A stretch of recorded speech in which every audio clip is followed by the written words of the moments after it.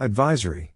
Some episodes of the 1836 podcast are not intended for all audiences due to details that might be considered disturbing. Listener and viewer discretion is advised.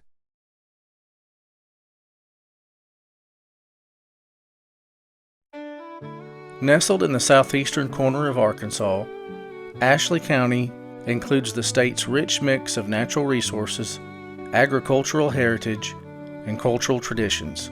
Spanning approximately 930 square miles, the county is divided by Bayou Bartholomew into two distinct geographic regions. The fertile Arkansas Delta to the east, characterized by alluvial soils ideal for farming, and the pine-forested Arkansas timberlands to the west. It is bordered by the Saline River to the north and the Washita River to the southwest, with the latter marking Arkansas's lowest elevation point where it flows into Louisiana. The county's location places it about 58 miles north of Monroe, Louisiana, and 118 miles south of Little Rock, making it a rural gateway between the Delta lowlands and the Gulf coastal plain. The economy remains anchored in timber production and agricultural, with historical roots in cotton plantations and lumber mills that have shaped its identity for over a century.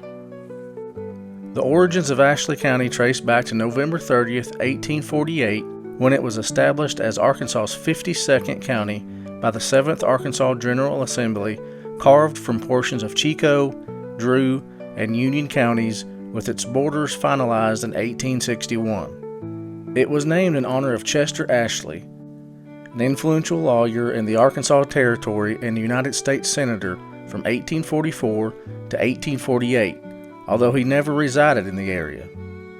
Prior to European settlement, the land was inhabited by indigenous peoples, with archaeological evidence of archaic period mounds such as the Lake Enterprise Mound near Wilmot, dating back thousands of years. The Quapaw tribe controlled the region by the 1700s, ceding it to the United States in 1818, which opened the door for white settlers attracted by the abundant timber, game, and fertile soils. The earliest known settlement was Longview, established by French explorers around 1768 to 1770 along the Saline River, serving as a trading post connecting the Arkansas Post to Monroe, Louisiana. In the mid-19th century, the economy centered on cotton plantations supported by enslaved labor, with steamboat traffic along the Saline and Washita rivers facilitating trade to New Orleans. The population grew from a little over 2,000 in 1850 to over 8,000 by 1860. During the Civil War, the county contributed troops to the Confederacy, including the 3rd Arkansas Infantry under a local leader, Van H. Manning, but experienced only minor skirmishes, such as one near Longview. Reconstruction brought turmoil, including martial law in 1868 and a series of lynchings targeting African Americans. The late 19th century saw a timber boom fueled by railroads, leading to the founding of mill towns like Crossett in 1899 by the Crossett Lumber Company, later known as Georgia Pacific.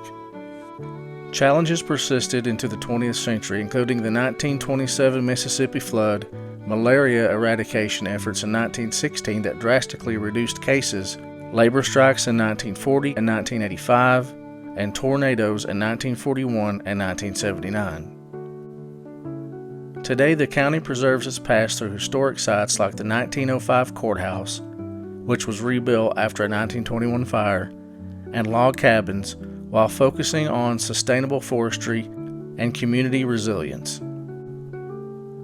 The county seat is Hamburg, established in 1849 and incorporated in 1854, named either for German settlers or the fine deer ham savored by the early commissioners. Ashley County hosts 7 incorporated municipalities: the city of Crossett, Hamburg, Montrose, Parkdale, Portland, Wilmot, and Fountain Hill. Numerous unincorporated communities dot the landscape, many originating as river landings or railroad stops that declined with shifting transportation. Ashley County has nurtured a number of notable figures, particularly in sports, literature, and politics. Basketball legend Scottie Pippen, a 6-time NBA champion with the Chicago Bulls and NBA Hall of Famer, was born in Hamburg. Author Charles Portis, known for his novels like True Grit, which later went on to be a famous movie starring John Wayne, and The Dog of the South, was raised in Hamburg. Grammy Award winner country music star K.T. Oslin hailed from Crossett. And legendary football coach Barry Switzer, who led the Oklahoma Sooners to 3 national titles and the Dallas Cowboys to a Super Bowl victory, was also born in Crossett. Notable events punctuate the county's timeline, blending tragedy and celebration. The lynchings of the early 20th century highlight racial violence during Jim Crow. More recent events include severe weather outbreaks, such as the nightmare weather storms in June of 2023 that caused widespread damage. The annual festivals foster unity.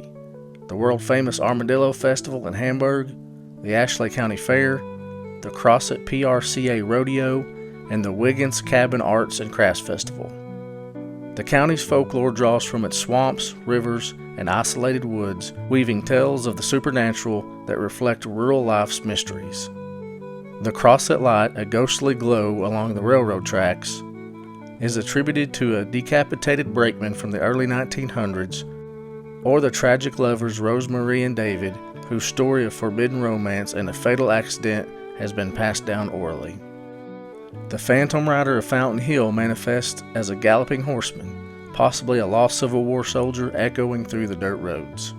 Wildlife lore abounds with stories of screaming panthers in the bottoms, aggressive water moccasins in the Saline River, and the Ozark Howlers, or Delta Shadows, evolving from settler and bootlegger tales whispered around campfires. These legends, part of broader Arkansas folklore, emphasize the enduring wildness and oral traditions that bind the community. Ashley County's history is a narrative of adaptation, from frontier hardships to industrial booms and social upheavals. But it stands as a microcosm of Arkansas's evolution, rooted in its natural bounty, marked by historical struggles and enlivened by vibrant personalities and stories. As it navigates modern challenges, it continues to honor its past while fostering a sense of place through festivals, folklore, and shared heritage.